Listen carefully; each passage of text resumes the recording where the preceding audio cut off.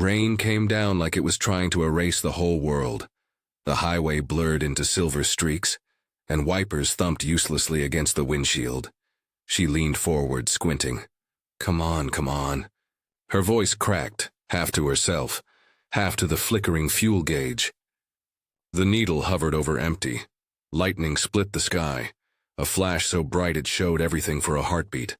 The twisted trees, the flooded ditch, and a narrow dirt road cutting off to the right.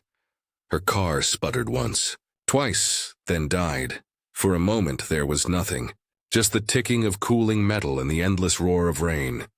She let out a shaky breath, pulled her coat tighter and grabbed her phone. Zero signal. Of course, she muttered. When she stepped out, the cold hit like a slap. Her boots sank into the mud with every step as she followed that dirt road, praying it led somewhere. Anywhere. The forest seemed to close in around her. Branches scraped her shoulders, whispering in the wind. Her flashlight beam jittered, catching fragments of things. A fence post, an old sign half buried in ivy, a shape that might have been a scarecrow, or a person before it wasn't. Then, through the rain, a light, faint flickering, but real. She started running. The house appeared like it had grown out of the woods. Dark wood siding, wide porch, one warm window glowing behind rain-streaked glass. It looked old but lived in, too solid to be abandoned. She hesitated at the bottom of the steps. Water dripping from her hair. The light inside moved. Someone was there. She knocked once, twice. A pause. The door creaked open. A man stood there, mid-30s maybe. Tall, lean, his hair damp like he'd been outside too. His eyes were sharp, unreadable but not cruel. He took her in without a word, the soaked clothes, the shaking hands. Car broke down, she said quickly. I'm sorry, I didn't know where else to go. He nodded once, slow. Come in. His voice was low even. Not exactly warm, but calm enough to make her step inside. The air smelled of wood smoke, and something faintly metallic. A fire burned in the corner, throwing gold light across the room. Mismatched furniture, an old clock, books stacked in uneven piles. He closed the door behind her, and for a moment the silence was so complete she could hear her heartbeat. Thank you, she said, brushing rain from her sleeves. I'll just wait until the rain stops. Then I'll be out of your way. He shook his head. It won't stop tonight. His tone made it sound less like a guess and more like a fact. She nodded, uneasy but grateful. He disappeared into another room and came back with a towel. You can dry off by the fire, he said. She smiled. The first real one in hours. You're a lifesaver. He didn't smile back. Just sat in the chair across from her, watching the flames. The wind howled against the house, rattling the windows. Somewhere in the distance, a branch cracked. Do you live out here alone? She asked, trying to sound casual. He looked up. Yeah, a beat past. People don't come by much. I can see why, she said softly. It's beautiful, but isolated. He gave a small nod, gaze drifting toward the hallway behind her. She followed it. Down that hall, past the kitchen, there was a door, old heavy wood. Iron hinges and a lock, a large one. She looked back at him. He was still staring at the fire. Expression unreadable. Something about the way the shadows danced across his face made her skin prickle. She cleared her throat. Do you, have a phone I could use? Maybe call a tow? He hesitated just long enough for it to matter. No signal out here, he said finally. Storm knocks it out. You can try in the morning. Oh, okay. The clock on the mantel ticked, steady and slow. She pulled the towel tighter around herself, staring at the locked door again. It didn't fit the rest of the house. Too solid, too deliberate, he noticed. You're wondering about the door, he said. She froze. What? No, it's fine, he interrupted, almost amused. Everyone does? He leaned back, eyes half-lidded. It's just storage. She nodded, though something in her gut said otherwise. Outside, thunder rolled again. The fire popped. He rose to add another log, and for a moment his sleeve lifted, revealing a faint scar across his wrist. Thin, white, deliberate. She looked away quickly. When he turned back, he caught her glance. "Long night," he said quietly. "You should rest. There's a couch in the other room." She hesitated. "I don't want to intrude." "You're not." The words were flat, final. She stood, clutching the towel, and stepped into the next room. It smelled faintly of dust and cedar. The couch looked worn but clean. "Good night," she said softly. He didn't answer.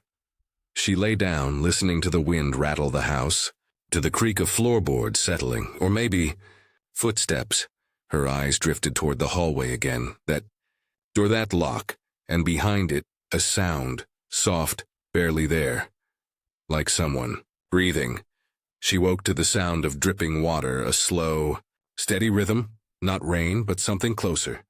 Inside the house, the fire had died sometime during the night. The room was washed in the gray light of dawn. Her body ached from sleeping on the couch, but it wasn't discomfort that made her sit up. It was that sound. Drip, pause, drip. She pushed off the blanket, rubbed her eyes, and looked around. The floorboards creaked softly beneath her feet. The air had that heavy, closed-in feeling, like the house was holding its breath. "Hello?" she called. Her voice sounded small, no answer. She stepped into the hallway. The front door was still bolted, the window panes fogged from the inside. But the sound, it was coming from down the hall, from the locked door. She took a few careful steps toward it. The wood looked darker now, the lock cold and glinting in the half-light. Drip something metallic caught her eye. A faint, rusty streak running down the edge of the frame, disappearing beneath the door. Her throat tightened. Before she could move closer, she heard footsteps behind her, mourning. She spun around. The man stood at the end of the hall, hair still damp, a mug in his hand. "Oh, sorry," she stammered. "I didn't mean to." He smiled faintly, the kind of smile that didn't reach his eyes. "Curious type, huh?" "I heard something," she said quickly. It sounded like water. "Thought maybe a pipe was leaking." He walked closer, slow, unhurried. "Could be," he said. "Old house. Things make noise." He stopped beside her, looking at the door for a long moment. Then he reached into his pocket, pulled out a small brass key, and twisted it in the lock. Just enough for it to click once. Then he stopped. "Best to leave that one shut," he said. "Old cellar. Floor's not safe." He relocked it. Something in the way he said it made her believe half of it, but not the important half. He turned and walked toward the kitchen. "Coffee's ready if you want." She lingered there for a second longer, staring at the door. The air near it felt cooler, like a faint draft was slipping through the cracks. "Old cellar," she whispered to herself. But why did it smell like rust and salt? In the kitchen, he poured her coffee without asking how she liked it. The silence between them felt heavier now. Not unfriendly, just too measured. "You got plans after the storm?" he asked. "Yeah. I'll call for a tow as soon as there's signal." He nodded, watching the steam rise from his cup. "You shouldn't walk far. Woods flood easy. People get turned around out there." "Thanks for the warning," she said, sipping slowly. He looked up, eyes sharp. "Wasn't a warning. Just advice." She forced a smile. "Right," they ate quietly. Toast and jam, nothing fancy. But her mind was back in that hallway, hearing the faint sound behind the door. The kind that doesn't stop even when the rain does. At one point, she thought she saw movement through the kitchen window, a shape flickering between trees. But when she blinked, it was gone. He followed her gaze. "You see something?" "No," she said too quickly. "Just thought I did." He nodded once, then stood and started washing dishes. His back to her. She watched him for a moment, the steady, careful movements, the faint scar running up his forearm, the way he seemed to listen even when she wasn't speaking. Finally, she said, "You said you live alone, right?" "I do. No family nearby?" His hands paused in the sink. Water kept running, not anymore. The words hung there, heavy and final. She let it go. For now. Later, while he chopped wood outside, she wandered back toward the hallway. The light was dim again, storm clouds pressing close over the forest. She knelt beside the locked door, tracing the edge of the frame with her fingers. The wood was cool, damp. The lock, solid, recently oiled. She leaned close, pressing her ear against it. Silence. Then, a sound, not dripping, not creaking. Breathing. Slow. Shallow, uneven. She stumbled back, heart racing. "Hello?" she whispered. "Is someone in there?" Nothing. She stood frozen until the front door opened and his voice called from outside. "You okay?" "Yeah," she said quickly. "Just looking for the bathroom." He stepped in, setting down the axe by the door. His eyes flicked toward the hall, then back to her. "Second door on the left," he said. She nodded, forcing a smile, walking away before he could see her shaking. That night, the storm picked up again. She couldn't sleep. Every creak, every gust of wind made her flinch. The house seemed to settle deeper into the earth with each hour. Then she heard it again. Faint at first. Then clearer, thud, thud from behind the door. She sat up, heart pounding. Straining to listen, it stopped. Then came something else, a voice, weak, muffled. "Help me." She froze, the sound was unmistakable. Human. She slipped off the couch, bare feet silent on the wood floor. The hallway stretched out like a tunnel. The fire's glow just enough to paint her shadow on the walls. She reached the door. Kneeling, she pressed her ear against it again. "Hello?" she whispered. "Who's in there?" No response. Only the sound of breathing, faster now, panicked. She reached for the lock, fingers trembling. It didn't move. Then, behind her, "Can't sleep?" His voice. She spun around. He was standing in the dark at the end of the hallway, one hand on the wall, the other holding a lantern. His face half lit, half shadowed. "I heard something," she said, voice shaking. "Someone's in there." He stared at her for a long moment, then, "There's no one in there, but He stepped closer, slow and steady. "You're tired. The storm messes with the mind, makes you hear things." His eyes didn't blink. "I think you should rest," he said. "Morning's not far." He turned, walking back toward the living room. The lantern light faded. She stood there alone in the dark hallway, staring at that locked door. And behind it something shifted. Something alive. The lights went out a little after midnight. No warning. Just a soft pop somewhere in the walls, and then the whole place swallowed by dark. For a second she didn't move. She could hear the wind pressing against the windows, the house moaning like it was alive. The only light came from the dying glow of the fire. "Great," she whispered. She grabbed the flashlight from her bag and clicked it on. The beam cut a narrow path through the shadows, dust floating. The room suddenly smaller. Somewhere in the house, a door creaked open. She froze. "Hello?" No answer. The man's room was down the hall, past the locked door.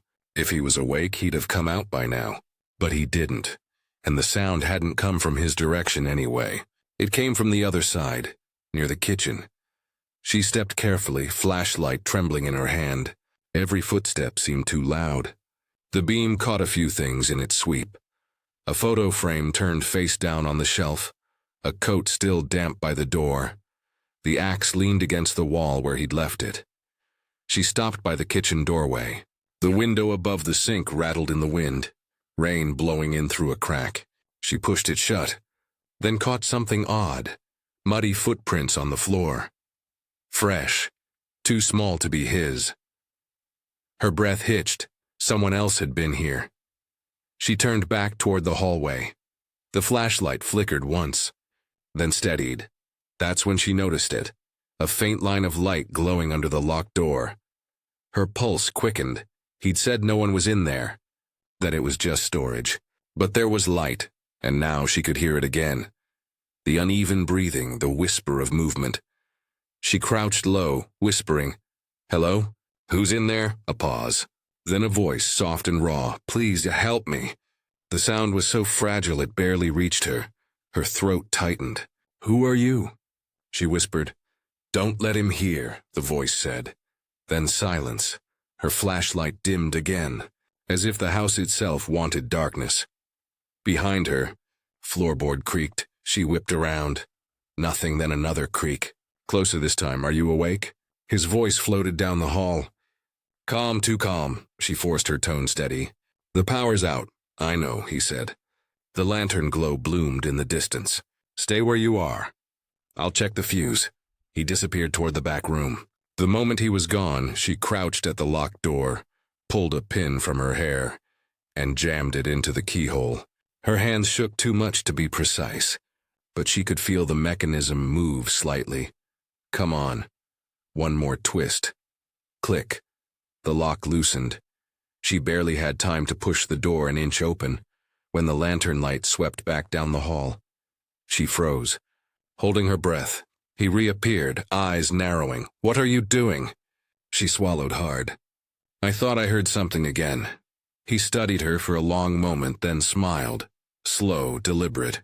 "You did," he said. "The wind." He closed the door gently, relocked it, and pocketed the key. "Best not to wander," he said, voice quiet but edged. "This house isn't as safe as it looks." She nodded quickly, retreating toward the living room. He watched until she sat down, then turned away, the lantern swinging with each step. She waited until she heard his bedroom door close. Then she whispered to herself, "There's someone in there." The storm outside built to a roar. Rain hammered the roof, wind screamed through the eaves. She sat with the flashlight off, letting her eyes adjust to the faint gray leaking in from the window. Her mind spun. He'd lied. Whoever was behind that door needed help. She needed a plan. In the dim light, she scanned the room again. Her phone still dead, her car stranded somewhere on the flooded road. The axe by the wall caught her attention. Heavy, sharp reel, her heart thudded. She reached for it, testing its weight. "Just in case," she whispered. Another noise. This one different. A thump, then a muffled cry. She didn't hesitate. She moved down the hall again, axe in one hand, flashlight in the other. The door loomed ahead, the lock gleaming like an eye. She pressed her ear to the wood. The breathing was faster now, desperate. "I'm going to get you out," she whispered. "Please," came the faint reply. She gritted her teeth, raised the axe, but before she could swing, light spilled down the hall again. The lantern, he was back, her pulse spiked. She darted into the bathroom, pressed herself against the wall. Holding her breath, footsteps approached the locked door. The lantern set down, the click of a key. The door opened, just a crack, a whisper of movement. Then his voice, low, soothing. "Shh, you'll wake her." She heard something like a sob, then the sound of metal scraping. Maybe a chain. He murmured something she couldn't make out, then the door closed again. The lock clicked. Silence. She waited until his footsteps faded, then stepped back into the hall. The lantern still burned dimly on the floor. She stared at that door, her breath shaking. He wasn't keeping storage in there, he was keeping someone. The night dragged on. She sat by the window, eyes fixed on the horizon, waiting for first light. The rain finally eased near dawn. A gray mist hung over the trees. She heard his door open again. Slow, deliberate. He crossed the living room, not noticing she was awake. She watched as he slipped outside, disappearing into the woods behind the house. That was her chance. She grabbed the lantern and the hairpin, heart hammering, and crept toward the locked door. Whatever was behind it, she was done wondering. She jammed the pin into the lock again, turned it with both hands. The metal gave way with a tired groan. The door swung open an inch. Cold air rolled out, damp, earthy, carrying the faintest smell of iron. She raised the lantern and pushed the door wide. A staircase led down into the dark. The air at the top of the stairs was colder than outside, thick and wet like something that hadn't been breathed in years. She hesitated, lantern trembling in her hand, then took the first step down. The boards groaned beneath her weight. The light barely reached the bottom. All she could see were the edges of stone, rough, uneven, and a glint of metal somewhere deeper in the dark. She swallowed hard and whispered, "Hello." No answer. She took another step and another until her feet touched the damp floor. The smell hit her next. Rust, mold, something faintly sweet and wrong. The cellar wasn't large, but cluttered.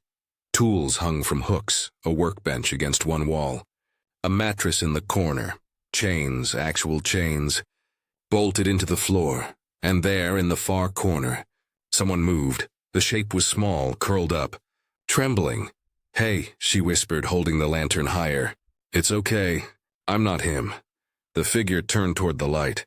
It was a girl, maybe 17, skin pale and bruised in places, eyes huge from the dark. Her wrists were red and raw where a single cuff hung loose. "Please," the girl rasped, voice breaking. "Don't let him come back." Oh my God. She dropped to her knees, fumbling with the cuff. "We're getting you out of here." "He'll hear," the girl whispered. "He always hears. Not this time," she said. Her voice was shaking, but steady enough to make the girl believe it. "He's gone." She got the shackle loose, helped the girl to her feet. The girl winced when she stood, her ankles swollen, bare feet cut. "How long have you been here?" The girl's lips trembled. "I don't know, weeks?" "He said the road was closed. Said I'd get sick if I went outside." "He's lying," she said.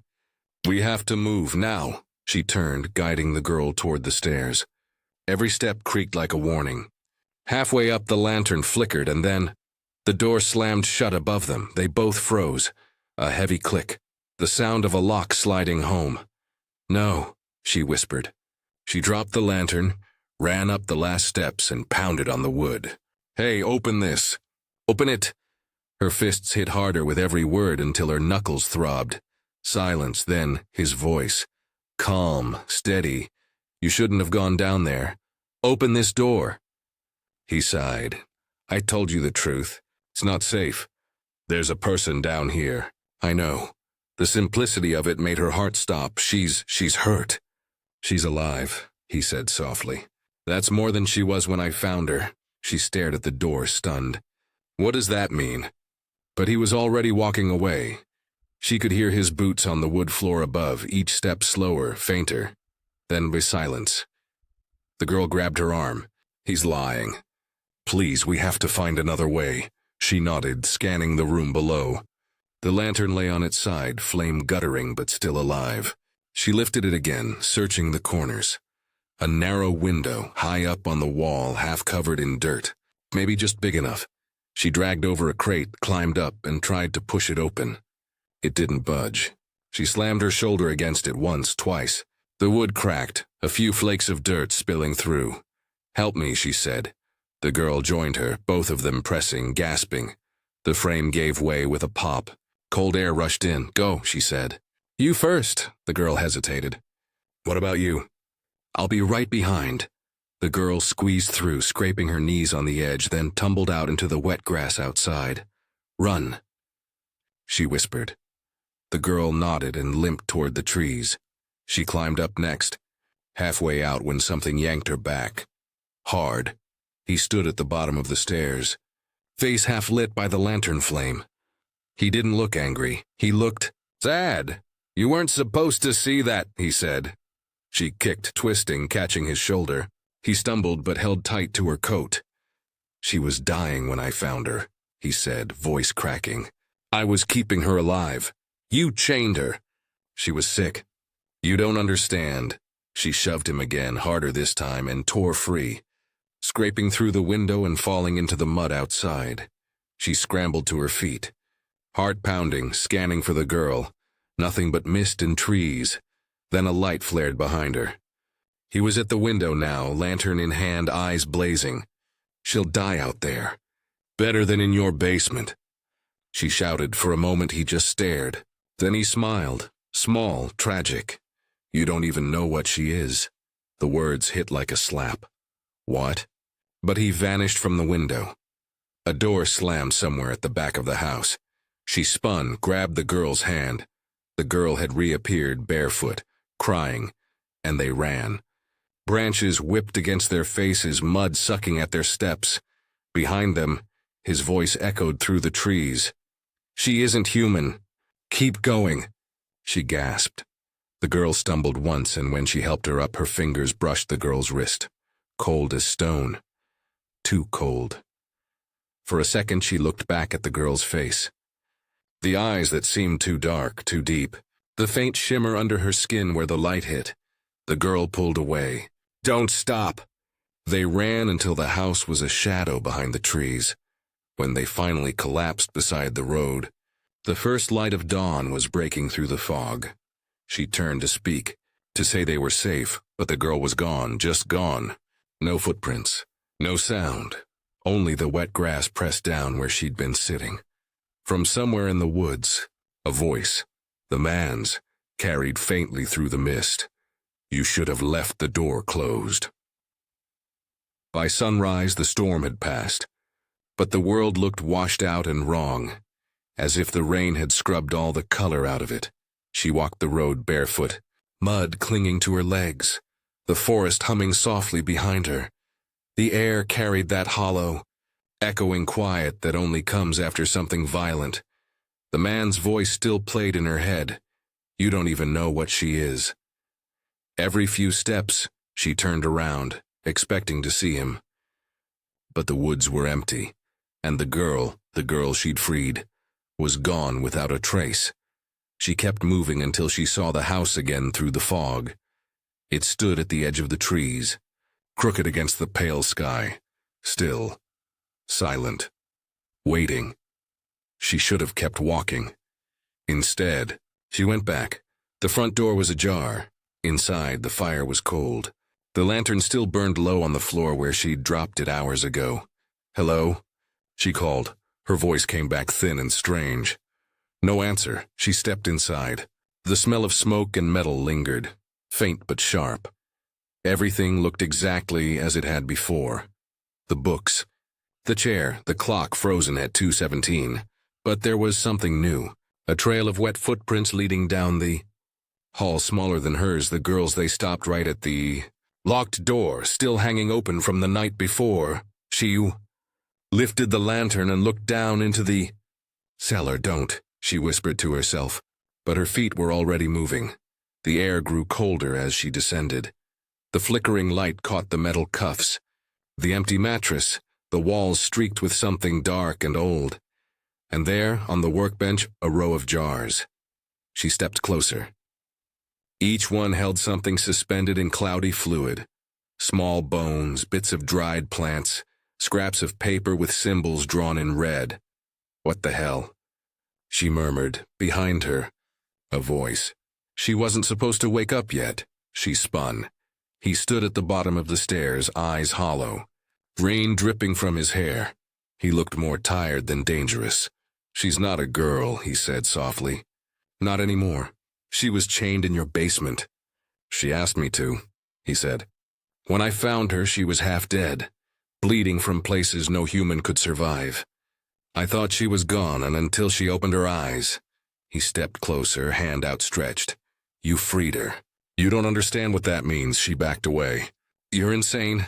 She's not what you think," he shouted suddenly. "She came from the marsh after the last storm, same as you. But the storm didn't bring her here. It brought her back." He pointed toward the open window above. "She's out there now, feeding. She can't help it. She never could." "Feeding?" He nodded once, jaw tight. "That's why I locked the door. To keep her from killing again." Her breath caught. "You're lying." He didn't answer. He just stared at her, eyes full of something that looked almost like pity. Then a sound, faint at first, like a sigh of wind through the cracks, drifted down from upstairs. It wasn't wind. It was humming.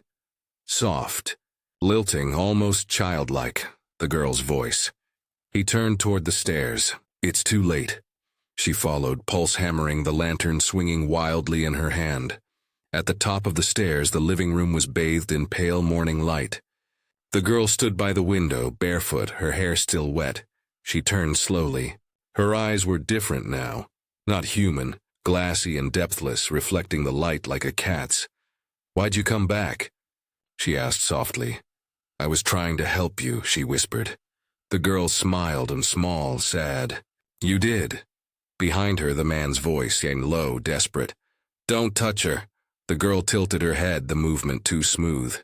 "He wanted to keep me," she said. "Said it was for my safety." But he didn't understand. Her gaze flicked toward the man. "You were keeping me hungry." He took a step forward, hand out. "You don't have to."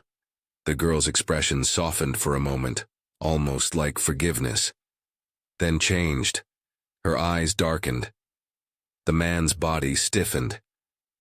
He gasped, clutching his chest. Stumbling, she dropped the lantern, rushing forward. "Stop, what are you doing?" The girl looked at her. "You shouldn't have opened the door." He collapsed, the breath leaving him in a long, quiet exhale. For a heartbeat, no one moved. Then the girl turned back toward the window. The storm clouds were breaking outside, streaks of sunlight cutting through the mist. "What are you?" she whispered. The girl smiled faintly. "Something that doesn't belong here." And just like that, she stepped into the light and was gone. No flash. No scream. Just gone. The house went utterly still. She stood there for what felt like hours, the smell of smoke and rain thick in the air. The man lay motionless, his face calm, almost peaceful. In the silence, she noticed something on the table, a photograph, a younger version of him, standing beside a girl who looked just like the one she'd freed. Same eyes, same half-smile. The back of the photo was scrawled with a single word, "Before." She looked around the room, at the open door, the fading lantern, the muddy footprints leading out into the woods. Then she whispered, more to herself than to anyone. She wasn't trapped. The wind picked up again outside, carrying a faint hum, the same tune the girl had been singing. It rose and fell with the trees, fading slowly into the distance. She turned toward the door. The sky had cleared, but the world still felt heavy, hollow. She walked out, down the steps, and didn't look back. Behind her, the house stood quiet, the locked door swinging gently on its hinges, open now forever.